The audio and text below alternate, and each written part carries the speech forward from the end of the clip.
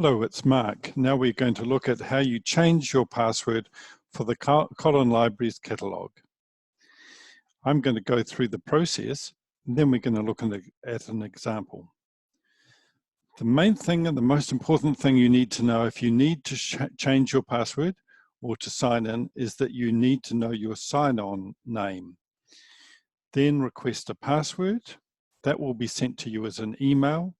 You need to create or choose a password that's 9 characters long, and you need to remember this password.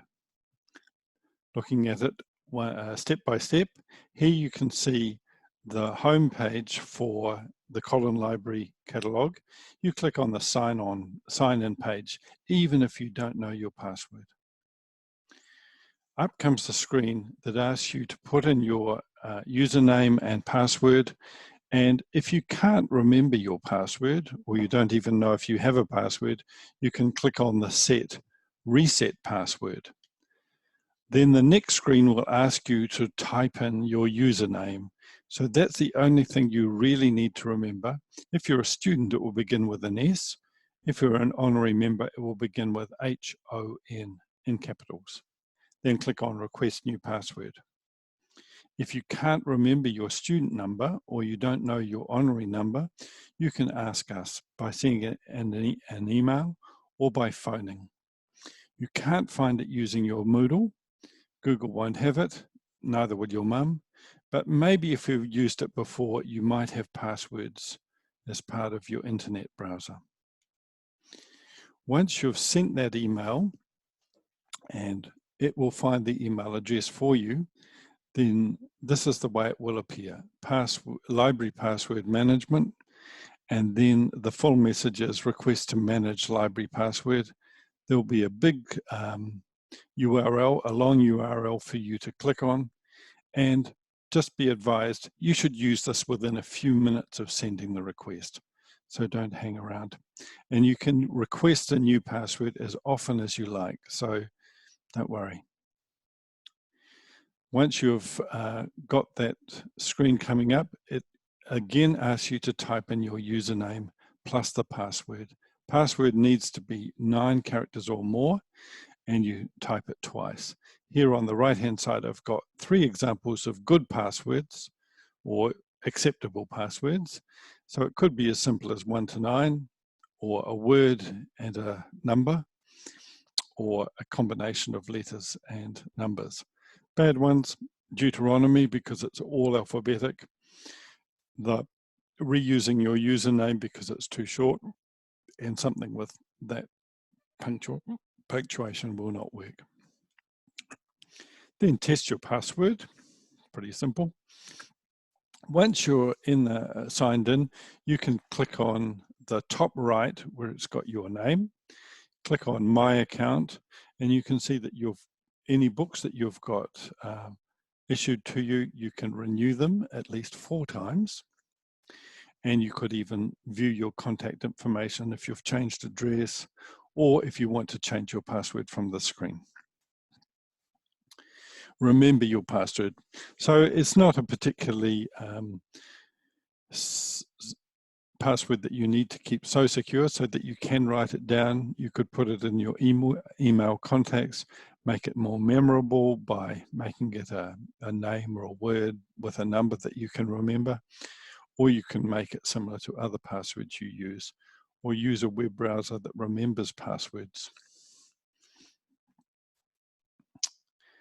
Now we're going to do an actual example where I show you, pretending to be a student, how you would go through creating a password.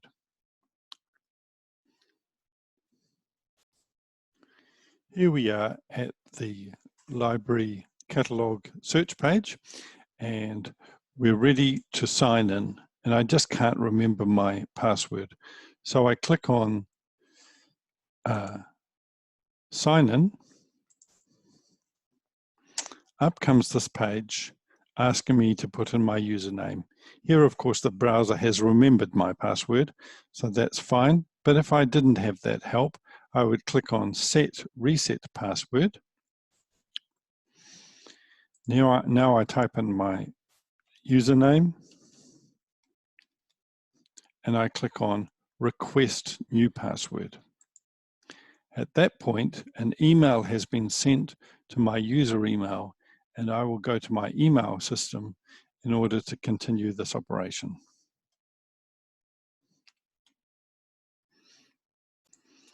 Here we are in our email, and I have got a new unread email that says library password manage. And in the email itself, you can see there's a link which will open up in my web browser.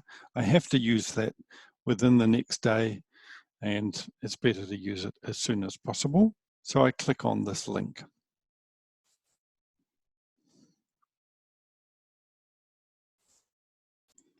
Here you can see I need to type in my username.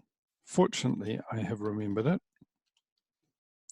Now I have to choose a new password. So I'm putting in the password that I want to use. And it has to be at least 9 characters long and use a mixture of alphabetic and numeric characters. Click on Change Password, and it tells me my new password has been changed and I can use that password. I can now go back to my sign-in screen, put in my username, and put in my new password, and sign in.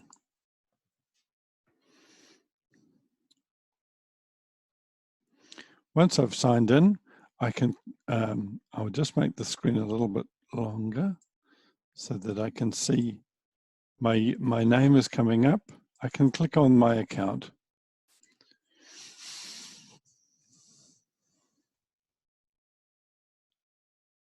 So I can see that I have no books checked out yet, but I can view my contact information.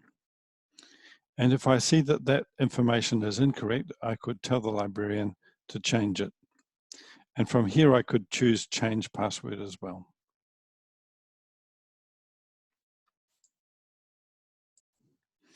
So I've just updated the record, and now a book has been issued to me, which I need to renew.